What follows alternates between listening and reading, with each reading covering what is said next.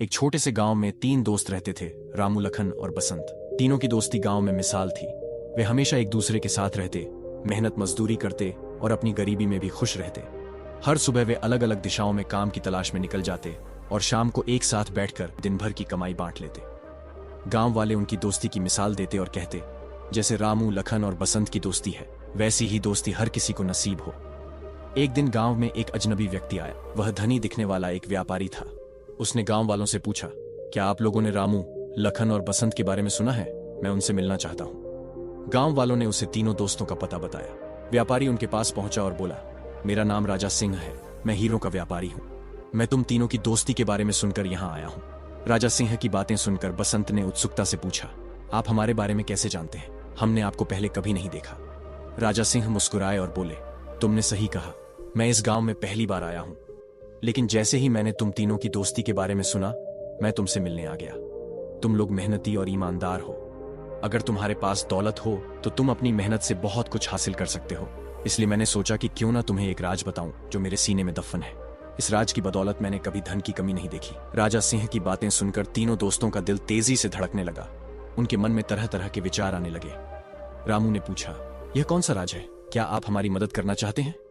राजा सिंह ने गंभीर होकर कहा, यह बात 10 साल पहले की है। मैं भी तुम्हारी तरह गरीब था। मेरे पिता वैद्य थे, लेकिन उनकी कमाई से मुश्किल से गुजारा होता था। एक दिन मेरी मां को एक भयंकर बीमारी हो गई। पिताजी ने कहा कि उनका इलाज सिर्फ एक दुर्लभ जड़ी बूटी से हो सकता है, जो पहाड़ों और जंगलों में मिलती है। मैंने वह बूटी ढूंढने का फैसला किया, लेकिन वह नहीं मिली। 2 महीने बाद जब मैं घर लौटा तो पता चला कि मेरे माता पिता दोनों की मृत्यु हो चुकी है। राजा सिंह की आंखों में आंसू आ गए। उन्होंने आगे कहा, उस दिन मैंने ठान लिया कि मैं उस बूटी को जरूर ढूंढूंगा। मैं फिर से जंगलों और पहाड़ों में निकल पड़ा। जब मैं एक घाटी में पहुंचा तो मेरी आंखों के सामने एक अद्भुत नजारा था। वहां जहां तक नजर जाती, हीरे और मोती बिखरे पड़े थे। मैंने उस खजाने का एक बड़ा हिस्सा निकालकर सुरक्षित जगह पर छिपा दिया। आज भी जब मुझे धन की जरूरत होती है तो मैं वहां जाकर हीरे निकाल लाता हूं। अगर तुम चाहो तो मैं तुम्हें उस जगह का पता बता सकता हूं। लखन ने उत्सुकता से पूछा, हुजूर, क्या आप सच कह रहे हैं? यह सब किसी सपने जैसा लगता है। राजा सिंह मुस्कुराए और बोले, यकीन तो तुम्हें तब होगा जब तुम खुद वहां जाकर देखोगे, लेकिन एक शर्त है, तुम इस राज को किसी और को नहीं बताओगे। अगर तुमने ऐसा किया तो इसकी भारी कीमत चुकानी पड़ेगी। तीनों दोस्तों ने एक साथ कहा, हमें आपकी शर्त मंजूर है। राजा सिंह ने उन्हें उस जगह का पता बताया और कुछ रुपए देते हुए कहा, यह पैसे सफर में काम आएंगे। मुझे विश्वास है कि तुम मेरी बातों को गंभीरता से लोगे। इतना कहकर राजा सिंह चले गए। सेठ राजा सिंह के जाने के बाद तीनों दोस्त आपस में बातचीत करने लगे। रामू ने संदेह जताते हुए कहा, क्या सच में ऐसी कोई जगह हो सकती है? कहीं सेठ ने हमें बेवकूफ तो नहीं बनाया? बसंत ने जवाब दिया, मुझे तो सेठ की बातों में कोई छल कपट नहीं लगा। हमें एक बार वहां जरूर जाना चाहिए। तीनों दोस्त उस जगह पर जाने के लिए तैयार हो गए। उन्होंने अपना कुछ सामान इकट्ठा किया और सफर पर निकल पड़े। यात्रा लंबी थी, इसलिए वे जहां भी उपयुक्त स्थान मिलता वहां आराम कर लेते। चलते चलते 4 दिन बीत चुके थे।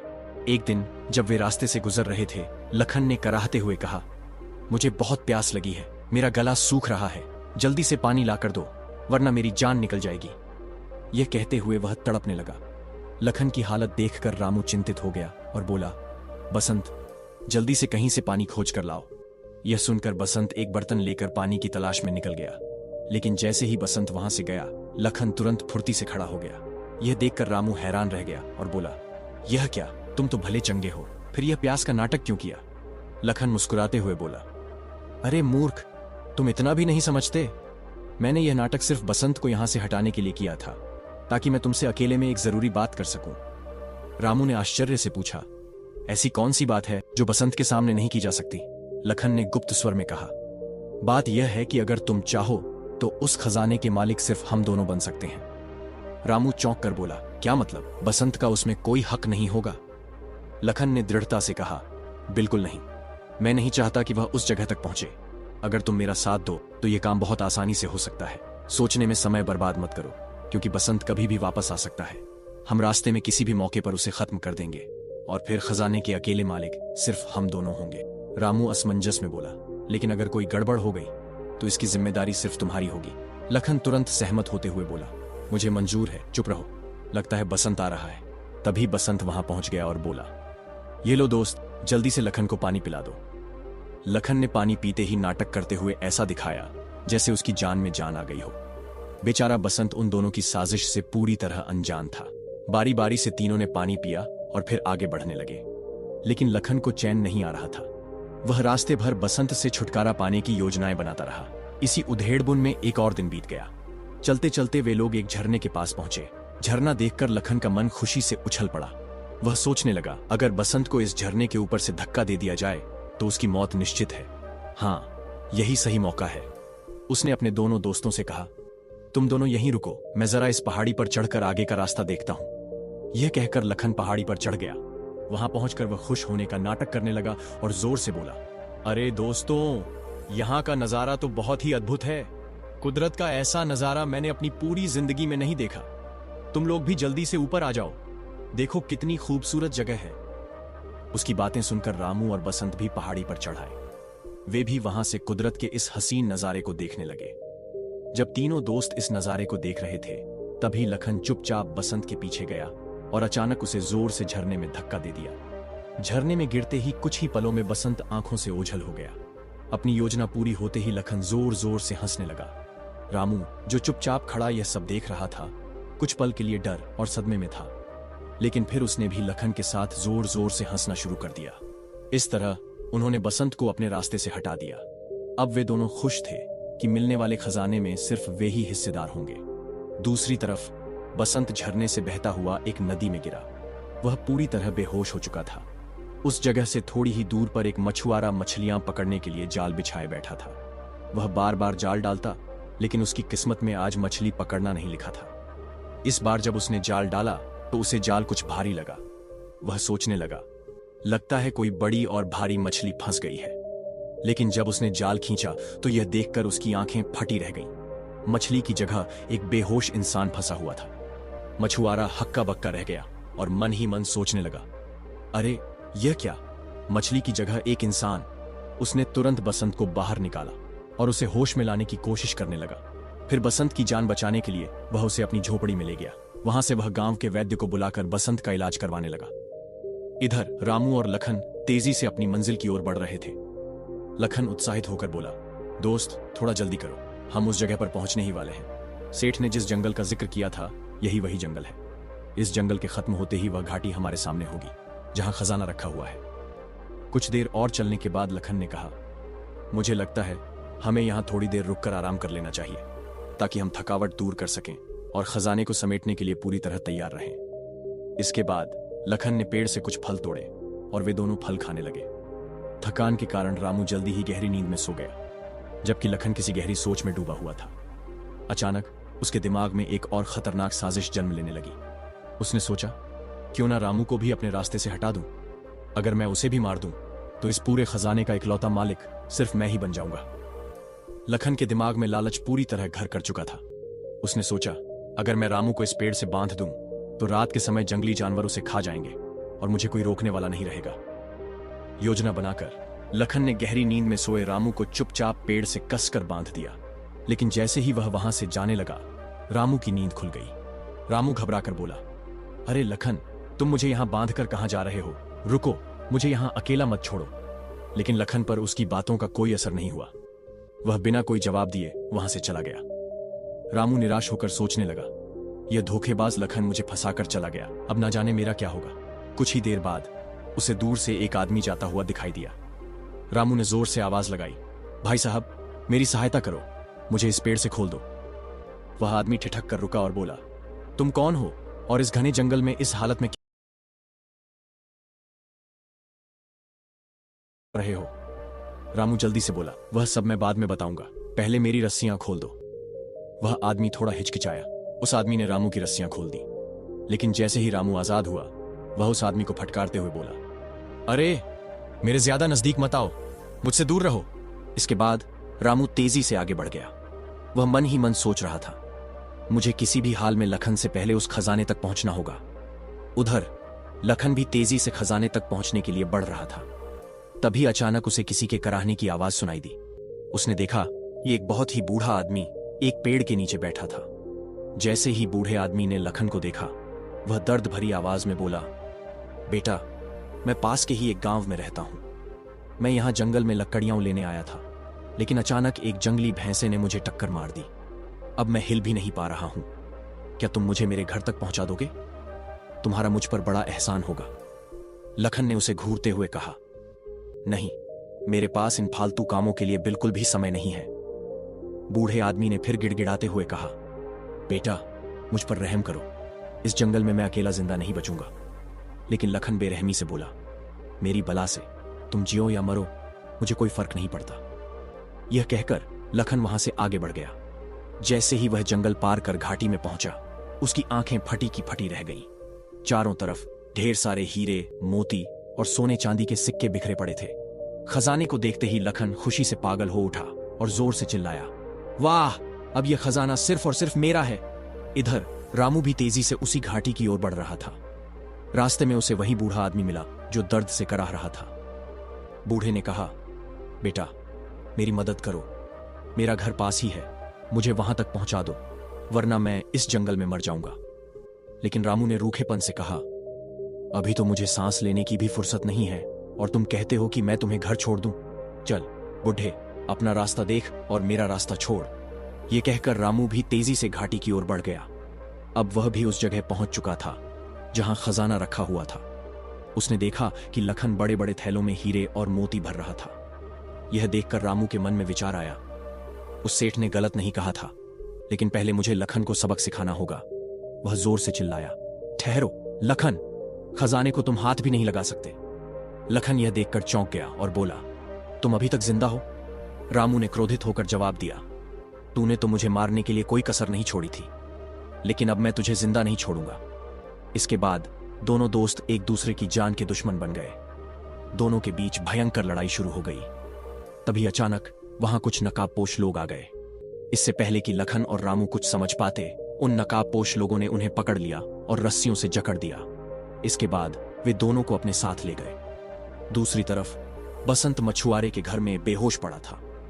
वैद्य के उपचार के कारण 2 दिन बाद उसे होश आ गया। बसंत ने मछुआरे का धन्यवाद करते हुए कहा, दोस्त, तुमने मेरी जान बचाई।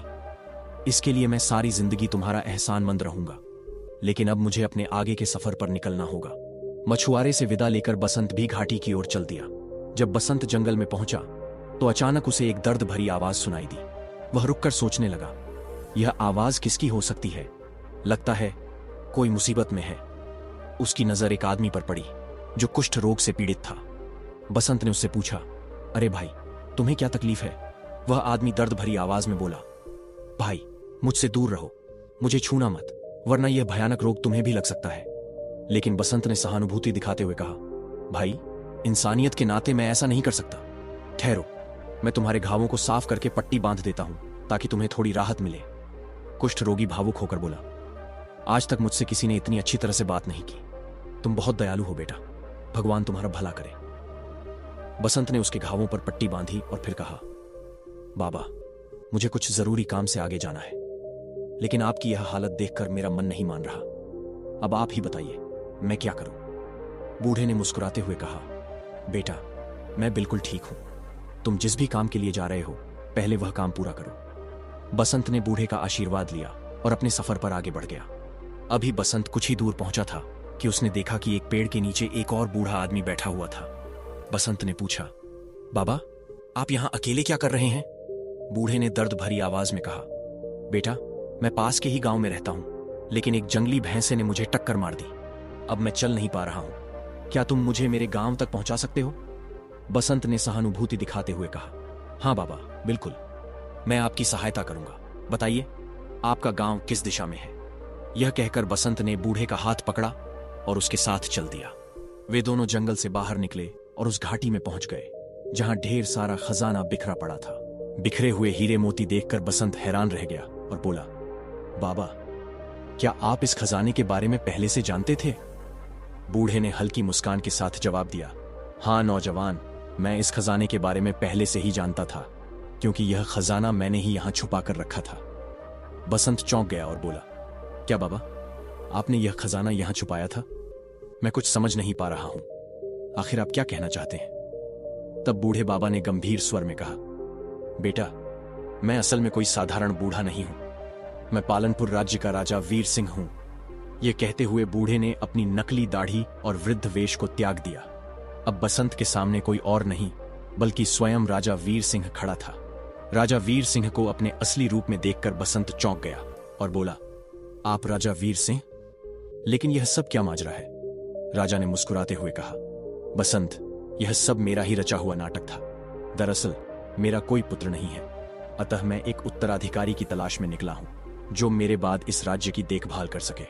मैं उसे तलाश कर रहा था जो पूरी ईमानदारी और मेहनत से राज्य का ध्यान रख सके, लेकिन आज तक मुझे ऐसा कोई व्यक्ति नहीं मिला था।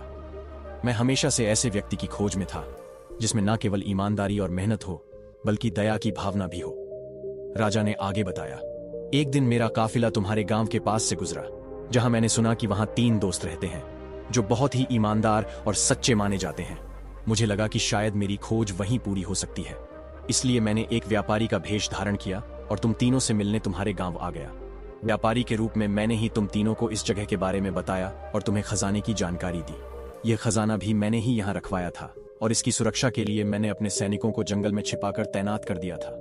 मेरा आदेश था कि तुम तीनों के अलावा कोई भी इस खजाने को हाथ न लगा सके। राजा ने आगे कहा, लेकिन जब तुम्हारे दोनों दोस्त यहाँ पहुंचे तो लालच ने उनकी आंखों पर पर्दा डाल दिया। वे दोनों एक दूसरे के खून के प्यासे हो गए और एक दूसरे को मारने पर उतारू हो गए। इससे पहले कि वे एक दूसरे की जान ले लेते, मेरे सैनिकों ने उन्हें गिरफ्तार कर लिया। वे दोनों अब मेरी कैद में हैं।